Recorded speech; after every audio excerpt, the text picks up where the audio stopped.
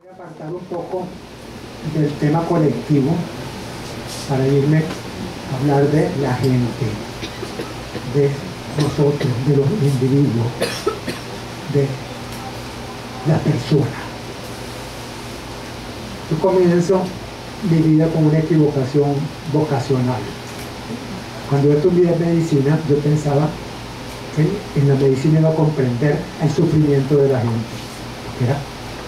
Mi interés era comprender el sufrimiento. La queja, lo que lleva a un enfermo a un médico es una queja. Yo creía que en esa queja estaba implícito un sufrimiento que el médico tenía la obligación de comprender y de ayudar a superar. Después, cuando seguí estudiando medicina, me di cuenta de que ahí había mucha tecnología, muchas clasificaciones, mucha nomenclatura, pero no se hablaba en absoluto de sufrimiento.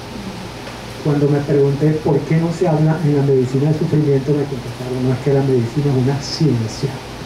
Y la ciencia no entiende de emociones. La ciencia exige cosas que se puedan definir y que se puedan clasificar y que se puedan desmembrar. Y las emociones no se prestan a eso. Entonces, mi siguiente conclusión fue, bueno, si la medicina no entiende de eso, del sufrimiento, yo me voy a procurar tratar de meterme en el sufrimiento para comprenderlo. Entonces me dijeron, sí, pero para eso tienes que medirlo. Coincidió que un checo que vivía en Canadá, llamado Hans Selye, empezó su trabajo sobre estrés y empezó a medir una serie de cosas que se modificaban cuando el animal o la persona estaban sometidas a una situación de estrés. El estrés es una especie de tensión especial, pero le da pena decir sufrimiento. Entonces él prefería usar la palabra estrés tomada de la física y que no compromete a la parte científica que él trataba de mantener siempre. Siempre hemos tenido los médicos un prurito de que tenemos que ser muy científicos. Y si nos salimos de lo científico estamos mal. Pues yo también tuve ese prurito, y cuando llegué a la cátedra de fisiología de la Universidad Central, se me obligaba a hacer una investigación. Por supuesto que yo no tuve la menor duda de que mi investigación iba a ser encontrar una medida del sufrimiento. Y entonces empecé a ensayar en animales sometidos a diversos estrés, a veces sustancias químicas tóxicas, otras veces radiaciones, otras veces un estímulo de una sirena puesta a diferentes distancias de las aulas de la rata. Entonces iba midiendo diferentes cosas y ninguna me servía, hasta que por fin encontré que había un cambio en las células tomadas del animal. Y ese cambio era medible con una coloración especial. Yo fui tratando diferentes coloraciones hasta que por fin encontré una que daba suficiente contraste, y a medida que el animal sufría más tiempo, se iba cambiando de unas células pálidas, casi transparentes, a unas células un poco rojizas, rosadas, después se iban convirtiendo en cada vez más oscuras, violeta, hasta terminar en células casi negras. Según el porcentaje de células negras y rosadas, yo dividí a todos los animales en 7 grupos. Entonces pude medir que mientras más tiempo tenían el sufrimiento o más intenso era el sufrimiento del animal, el estrés, las células iban cambiando del grupo 1 hasta el grupo 2, 3, 4, 5, 6, 7. Entonces simplemente apliqué esto mismo a los seres humanos y empecé a tomar una muestra de células de la boca y observarlas y medir los sujetos. Me di cuenta de que también los seres humanos se podían dividir en 7 grupos. Pero lo más curioso fue cuando me di cuenta de que los diagnósticos de cada grupo eran diferentes. En el grupo 1 eran sobre todo las inflamaciones, los edemas, en el grupo 2 las alergias, en el grupo 3 las jaquecas, las disritmias, los impactos de miocardio, epilepsia. En el grupo 4 venían los dolores de cabeza y empezaban a aparecer algunas inflamaciones, todas las itis, son de ese grupo, la gastritis, la hepatitis, la conjuntivitis, todas las itis eran de ese grupo. Y después más adelante en el 5 ya aparecían las inflamaciones, las artritis, los tumores benignos, y en el grupo 5 y 6 tumores malignos y cáncer cada vez más grave según que la célula fuera más oscura. Por supuesto que me llamó mucho la atención ese cambio Y más me llamó la atención la conversación con los pacientes antes y después de producirse un cambio, porque siempre había habido una pérdida importante en la persona, en los alrededores de la persona, y uno podía relacionar el momento de la pérdida y la aparición del cambio en la célula. Entonces fui viendo que había cosas que actuaban como causa de sufrimiento humano, y esas cosas eran fundamentalmente la pérdida de la madre, sobre todo en un niño pequeño antes de los 20 años. La pérdida de la madre era un desastre y cambiaba de 1 a 7 rápidamente, y casi no había posibilidad de un niño que llegara a tener un cáncer que no hubiera perdido a la madre tempranamente. Lo siguiente fue la pérdida de un hijo en cualquier adulto, era una catástrofe que también se veía en un cambio brutal. Y otros cambios, todos representaban una especie de pérdida de mantenimiento de seguridad, o sea, la propiedad, la casa, el hogar, la familia, el ser aprobado por los demás, la acumulación del dinero, los ahorros, perder unos ahorros produce también una modificación. Toda una serie de factores o elementos que yo comencé a llamar lo necesario. ¿Por qué? Porque cuando se perdía, se producía un verdadero cataclismo medible en la célula. Y al mismo tiempo se cambiaba el terreno de producir enfermedades más o menos manejables, como eran las inflamaciones, a producir cáncer o hipertensión o diabetes inmanejable. O sea que era verdaderamente peligroso esto, y a ese conjunto de factores que promueven la seguridad lo llamé equipo de mantenimiento. O sea que el equipo de mantenimiento está dirigido a mantener la seguridad de la persona, y la seguridad se puede definir todo aquello que evita o mantiene la integridad, la estabilidad y la continuidad.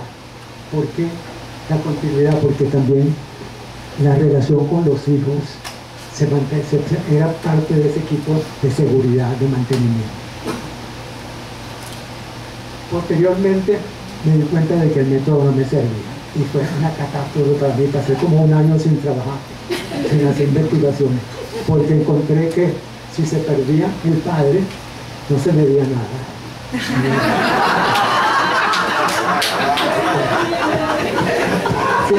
Si se moría la mujer, o a la mujer se le moría el cónyuge, tampoco se veía nada. Estaba pasando algo verdaderamente nefasto. Poco a poco me di cuenta, poniendo en fila todas las pérdidas, de que había una serie de factores donde estaba el padre, estaba la búsqueda de la persona, búsqueda de dinero, búsqueda de éxito, búsqueda de poder, búsqueda de prestigio, búsqueda de aprobación por parte de los demás, búsqueda de dinero, disfrute del sexo, la búsqueda de la mujer para el varón o del varón para la mujer. Esas búsquedas, cuando se perdían, no se medía nada, pero sí se producían una serie de síntomas. Entonces, a todas esas cosas que no se medían en la célula, las llamé equipo de movimiento hacia objetivo. O sea que el ser humano tiene dos equipos, un equipo de mantenimiento y un equipo de movimiento hacia objetivo. O sea que estamos bifurcados en dos equipos. El equipo de mantenimiento busca antes que nada esa sensación de que llamamos la seguridad. Y el equipo de movimiento hacia objetivo busca un logro que puede ser diferente.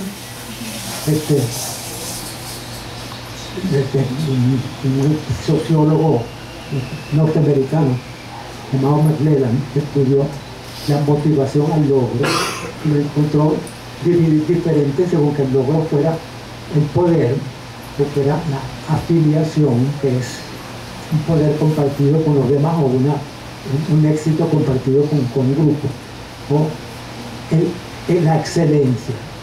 Entonces fue viendo que las sociedades, mientras más evolucionaba, sus logros eran más complicados, o sea que la más primitiva, su motivación fundamental era el poder. Las más evolucionadas eran las que mantenían una motivación por la afiliación, que es un logro colectivo. Y las verdaderamente excepcionales eran las que buscaban un logro excelente. Por cierto, cuando se hizo ese trabajo, en donde yo participaron una cantidad de personas en esa época, por los años 70, se encontró que en Venezuela prácticamente el 95% de los logros es motivación al poder, y casi no hay motivación ni a la afiliación ni a la excelencia. En cambio en Europa eso está dividido un poco más proporcionalmente y hay más motivación a la afiliación y al logro y a la excelencia. Bien. Así pues, fuimos viendo que cuando se perdía el movimiento hacia el objetivo, se producía un fracaso en una intención que yo tenía, o sea que mis ganas se frustraban. O sea que lo primero que se pone en juego cuando la persona busca un objetivo es las ganas. Y las ganas son el deseo de algo. El deseo de algo puede ser deseo de comida, o puede ser comida, deseo de beber, o puede ser deseo de sexo, de cualquier cosa que uno desee. Entonces eso motiva la puesta en juego de las ganas, y las ganas entonces se va complicando hasta que por fin viene el movimiento, la puesta en juego de la posibilidad, de la potencialidad, hasta que viene el logro de lo que se desea. Eso es el mecanismo por el que se funciona ese equipo de movimiento subjetivo. Sin embargo, eso también funciona en los animales, pero en los animales el único objetivo es el mantenimiento. De tal manera que los objetivos humanos son diferentes a los animales porque sobrepasan el objetivo de mantenimiento. Por supuesto que uno de los objetivos de la puesta en juego de las posibilidades es cuidar el equipo de mantenimiento, y por eso la persona cuida de buscar alimento, de buscar dinero para poder tener ahorros, de buscar lo necesario para su casa, para su familia, para sus hijos. Pero eso es el movimiento de objetivo al servicio del equipo de mantenimiento. Pero ahí siempre llega un momento, como en los animales, en que ya no hay más deseo de algo, y eso se llama la saciedad. En el ser humano hay la posibilidad de que nunca se produzca la saciedad, sino que una vez obtenido un logro, la persona eso le estimula su autoestima, y ese aumento de la autoestima te aumenta lo que se llama la asertividad, que es la confianza en que yo puedo lograr muchas más cosas, porque lo único que aspira a la persona es romper todo lo que lo limita, y eso, romper todo lo que lo limita, es la aspiración suprema del ser humano, que se llama la libertad. Eso no lo comparte con ningún animal, ninguna criatura del universo, sino que es propio del ser humano, la búsqueda de libertad. Así pues, tenemos que hay dos equipos: un equipo de mantenimiento que busca la seguridad y un equipo de movimiento hacia objetivo que busca la libertad. Estamos bifurcados. Hay veces, como yo dije, que el movimiento hacia objetivo está al servicio del equipo de mantenimiento. Hay otras veces que el equipo de mantenimiento está al servicio del movimiento hacia objetivo, como es cuando la persona busca un objetivo fundamental, como es la comida, pero busca moderarlo de una forma que esté bien presentado, que sea exquisito, que tenga un contenido humano más complejo, que es lo propio de la cultura. Dentro de esos dos equipos se van apareciendo maneras de ser de la persona, según que predomine uno u otro equipo. La manera de ser de la persona dirigida al mantenimiento es fundamentalmente el miedo a los ensayos, la preferencia por lo conocido, la preservación de todo y de cualquier riesgo, el mantenimiento de unas buenas relaciones con lo público, con la moral, con la religión, con todas las instituciones, o sea, ser aprobado, porque yo me porto bien y no hago nada que no sea mi deber. Entonces, cumplir su deber es propio de la persona que quiere preservar su equipo de mantenimiento. En cambio, el equipo de movimiento hacia objetivo, motivado por las ganas, busca algo muy personal, que es lo que a mí me dé la gana. Usualmente, mis ganas no las comparten los demás, sino que son individuales. Y los demás no solamente no comparten mis ganas, sino que muchas veces me obstaculizan mis ganas, el llevar a cabo lo que a mí me da la gana.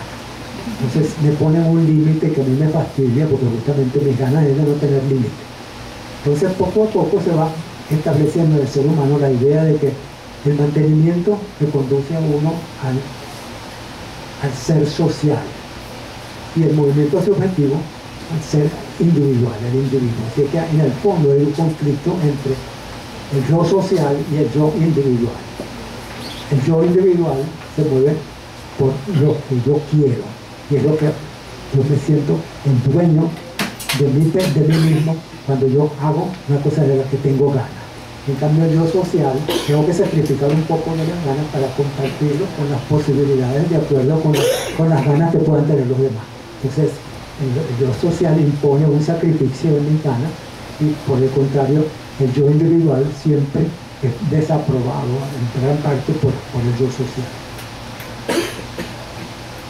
No tiene nada de extraño, pues, que así como hay enfermedades y síntomas, signos que se producen por la pérdida del mantenimiento, hay otras que se producen por la pérdida del movimiento subjetivo, que son todos los síntomas de lo que se llama la depresión, que es la persona que ya pierde la motivación, se encierra, no se comunica con los demás, pierde su autoestima y se va enconchando y también se va reduciendo su potencialidad sexual, su potencialidad de movilidad y aparecen dolores musculares. O sea que se va reduciendo toda la persona, pierde la energía porque ya no está dirigido hacia ningún objetivo, hacia la depresión. Pero hay otras veces que no hay pérdida de seguridad ni pérdida de libertad, sino que los dos equipos entran en conflicto.